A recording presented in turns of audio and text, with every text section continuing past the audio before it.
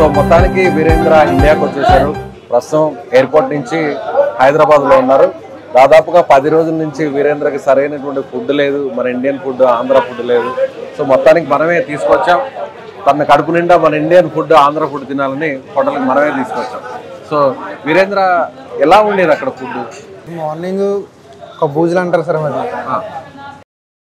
అది ఇంత దలసర ఉంటుంది సార్. అది ఇంతలా ఉంటుందా? ఇంతలా ఉంటుంది. అంటే రొట్టెలాగా ఉంటుందా? రొట్టెలా ఉంటుంది. అది చేస్తారు. మాట్లాడు. ఓకే, అది ఎవరు తయారు చేస్తారు? అక్కడ ఇథియోపియా కంట్రీ కూడా ఒకడు ఉన్నాడు సార్. ఇథియోపియా కంట్రీ అతను, వాడు చేస్తాడు. అతను ఆ వంట అంతా కూడా రెడీ చేస్తాడు. ఇంకా వేరే ఏం ఫుడ్ ఇంకేం ఉండదు అందులో? పప్పు సార్, పప్పు చేస్తారు. అట్లా ఎన్ని పూటలు తింటారు? అంటే 3 పూటలు తినేస్తారు. 3 పూటలు లేదా 2 పూటలు. ఫుడ్ తినలేమా మనం అసలు? ఎందుకనంటే హార్డ్గా ఉంటుందా? అవి నవ్వలేము సార్, సరిగ్గా చూవింగ్ అవ్వదు సార్. చూవింగ్ అవ్వదు. మరి గోధుమ పిండి అంటే మెత్తగా ఉంటుంది కదా, ఇంతలా ఉంటుంది. ఇంతలా ఉంటుంది సార్. ఇంతలా ఉన్నదాన్ని కాలుస్తారు. దేంట్లో కాలుస్తారు? నిప్పుల మీద.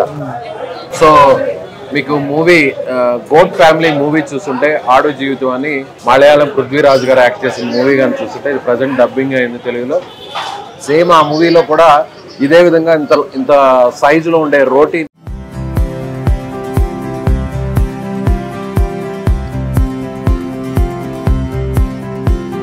డైజెస్ట్ అయ్యేది. అసలు అరిగేది. అంటే పొద్దున్న మార్నింగ్ టిఫిన్ అదే సార్. టిఫిన్ అదే. మధ్యాహ్నం కూడా ఒకసారి అదే పెట్టేవారు. మధ్యాహ్నం ఒకసారి రైస్ ఉండేవారు సార్. రైస్ ఎప్పుడైనా? అది ఏ రైస్? మన ఇక్కడ ఇండియాలో ఉండే రైస్ హార్డ్గా ఉంటుంది. అది కూడా హార్డ్గా ఉంటుంది సార్. మామూలుగా అక్కడికి వెళ్ళే పని వాళ్ళకి, అంటే మనకి గల్ఫ్ కంట్రీస్లో అక్కడంతా కూడా నాన్ వెజ్ ఎక్కువ తింటారు, మీట్ ఎక్కువ తింటారు అంటారు కదా. మరి వర్కర్స్ అలా పెట్టరా? పెడతారు సార్. అవి ఇంట్లో వర్క్ చేసే వాళ్ళకి రోజు మీట్ ఉంటుంది సార్. ఇంట్లో వర్క్ చేసే వాళ్ళకి ఉంటుంది సార్. ఇలా డెజర్ట్లో ఈ వంటల దగ్గర పనిచేసే వాళ్ళకి ఉండదు సార్. ఎడారిలో పనిచేసే వాళ్ళకి ఉంటుంది. కానీ వాళ్ళ ఓనర్స్ ఎప్పుడన్నా సెలబ్రేట్ పార్టీలు అటువంటివి చేసుకుంటే అప్పుడు ఉంటారు. అవును, ఇక్కడి నుంచి మిమ్మల్ని తీసుకెళ్లేటప్పుడు ఏజెంట్ని అడిగారా మీరు ఎలాంటి ఫుడ్ పెడతారు ఏంటి అసలు? చెప్పారు సార్. ఏం చెప్పాడు ఏజెంట్? నువ్వు చేసే ఇంట్లోనే ఇండియా వాళ్ళు ఉన్నారు, తెలుగు వాళ్ళు, కొన్ని తెలుగు ఫుడ్ దొరుకుతుంది. వెళ్ళినంటనే నీకు బట్టలు అవి ఇస్తారు, ఫోన్ కూడా ఇస్తారు. నువ్వు బట్టలు తెచ్చుకోవాల్సిన లేదు, 2 జతలు తెచ్చుకుంటే సరిపోద్ది అన్నారు ఏజెంట్. నేను వాడి మాటలు నమ్మగా నేను బట్టలు ఎత్తుకెళ్ళకపోతే కనుక బట్టలు కూడా ఉండకపోతుంది సార్. బట్టలు ఎత్తుకెళ్ళలేము, మంచిది. లేదంటే బట్టలు కూడా ఉండేది కదా. అంటే అక్కడ వాళ్ళు వేసుకునే బట్టలు వేరేనా? వేరే సార్, వేరే. నాకు అసలు ఏమీ ఇవ్వలేదు సార్.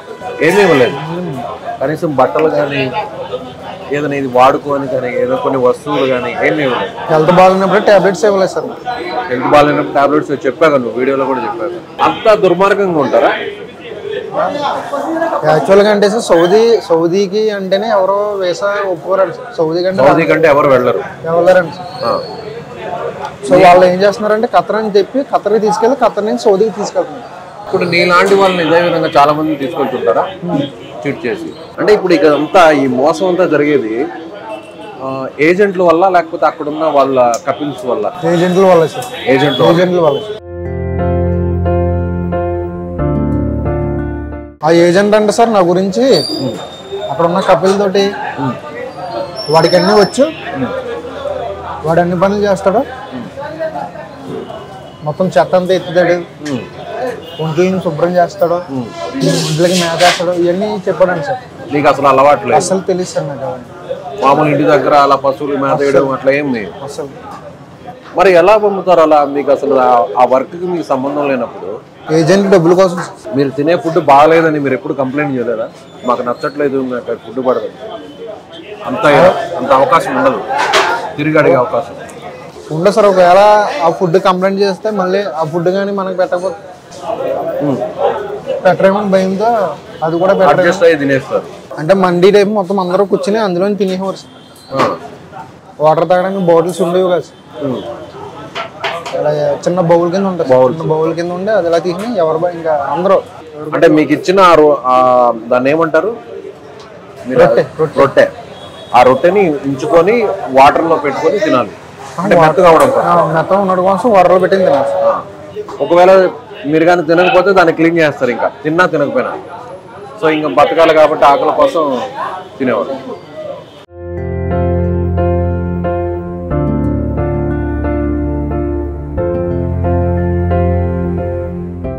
అంతకుముందు నువ్వు అక్కడ ఎంత వెయిట్ ఉండేవాడివి వెళ్ళేటప్పటికి, అక్కడికి వెళ్ళిన తర్వాత ఇప్పుడు ఎంత వెయిట్ ఉన్నావు?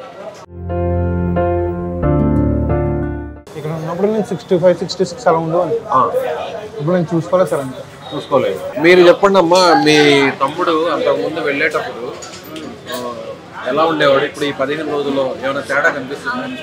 అప్పుడు వెళ్ళేటప్పుడు బాగానే ఉన్నాడు సార్, చక్కగా బాగా వెళ్ళాడు. మొత్తం ఈ 10 రోజులు 10-11 రోజుల్లో మొత్తం చేంజ్ అయిపోయింది. వెళ్ళినప్పుడు ఒకలా ఉన్నాడు, ఇప్పుడు వచ్చినప్పుడు ఒకలా ఉన్నాడు. ఇప్పుడు తిరిగి ఫుడ్ బాగాలేదు అని మీరు అడగలేరు. సో మీతో పాటు వచ్చిన వేరే కంట్రీస్ వాళ్ళు కూడా అలాగే అడ్జస్ట్ అయ్యి తినేవాళ్ళ? రొట్టు మొత్తం ఇంత తిన్నా కానీ వాంతి అయిపోయి సార్. అక్కడ వాళ్ళని ఊరు తినాలి, తిను తిను తిను అనేవారు సార్. ఎంత తిన్నా వాంతి అయిపోయింది. సో నేను తినేవాను కాదు సార్. వాటర్ కూడా అది ఏదో రకంగా ఉండేది సార్ అక్కడ. వాటర్ ఆ స్మెల్, వాటర్ టేస్ట్ మనలాగా ఉండదా వాటర్? అసలు స్మెల్ కూడా వేరేగా ఉంటుంది సార్. అంటే ఒంటెలకి పెట్టే వాటరే మీకు పెట్టేవాళ్ళు? అవును సార్. మీకంటూ సపరేట్గా తాగడానికి నీళ్ళు అంటే ఏముండదు? అవి ఒంట్లకి పెట్టే రోజు వాటర్కి వెళ్ళి తెచ్చుకుంటామని చెప్పాను కదా సార్. ఆ ఫస్ట్ తెచ్చుకున్నప్పుడు మేము కొంత వాటర్ సెపరేట్ చేసుకుంటాం. ఆ వాటర్ సెపరేట్ చేసుకుని మిగతా వాటర్ ఒంట్లకి అయిపోయాయి. Okay okay. అక్కడ ట్యాంకర్లు వస్తాయి, ఆ ట్యాంకర్లో వచ్చే వాటర్ని మీరు కొంచెం సపరేట్ చేసుకొని అవి మీరు తాగడానికి వాడతారు. మిగతావన్నీ కూడా వాటికి ఆ క్యామెల్స్కి వాటికి ఆ ఒంటెలకి. మార్నింగ్ మీరు ఎన్నింటికి లేస్తారు? 4 సార్, 4 గంటలు తెల్లవారుజాము. 4 గంటలకు లేయాలి. 4 గంటలకు లేచి 4 గంటలు లేచి అక్కడ నాతో పాటు ఉన్న వాళ్ళు అందరూ ముస్లిమ్స్ సార్. వాళ్ళు నమాజ్ చేసుకుంటారు. నమాజ్ చేసుకున్న వెంటనే చిన్న వ్యాన్ ఒకటి వస్తుంది సార్. ఆ వ్యాన్లోకి ఒంట్లకి గడ్డి, దాన బస్తాలు, మేత అవన్నీ లోడ్ చేయాలి. లోడ్ చేసి వాటి దగ్గరికి వెళ్ళి వేయాలి. ఒక్కొక్క బస్తా 50 కేజీలు ఉంటాయి సార్. 50 కేజీలు అది మేవేసుకోరు సార్. 50 కేజీలు మీరు ఒక్కరే మోయాల్సింది. అలా మార్నింగ్ 4కి లేచి ఎన్నింటి వరకు వర్క్ చేస్తూ కంటిన్యూగా వర్క్ చేస్తూనే ఉంటారా? మార్నింగ్ 4కి లేచి సార్ 9-10 టైం వరకు పని చేస్తాం సార్. 9-10 టైం వరకు పనిచేసి వాటర్ తెచ్చేసి అక్కడ చిన్న రూమ్ ఉంటుంది చూపించాను కదా సార్. ఆ రూమ్లో కూర్చుంటాం మధ్యాహ్నం వరకు. మళ్ళీ మధ్యాహ్నం టిఫిన్ చేసి అక్కడ కూర్చుంటాం సార్. మధ్యాహ్నం భోజనం చేస్తాం సార్. ఇంకా ఎంత వేడి వచ్చినా ఎంత గాలి వచ్చినా ఇంకా అలాగే ఉంటాం. మళ్ళీ సాయంత్రం 3 గంటలకు కూడా టెంపరేచర్ 56, 57, 58 అలా ఉంటుంది. ఆ టైంలో కూడా క్యాన్స్ దగ్గరికి వెళ్ళి వాటిని కడగడం, వాటిని చెత్త అంతా బయట పడిపోతుంది. గుట్టు అది క్లీన్ చేయడం, చెత్త అంతా క్లీన్ చేయడం, వాటి హెయిర్ ఆ షిట్ అంతా కూడా క్లీన్ చేయడం. అలా ఎన్నింటి వరకు పడుకునేది మీరు? అది ఏం కాదు సార్, ఇంకా అది అయ్యే వరకు చేయాలి సార్. అంటే ఏ టైం అవుతుంది? 7, 8.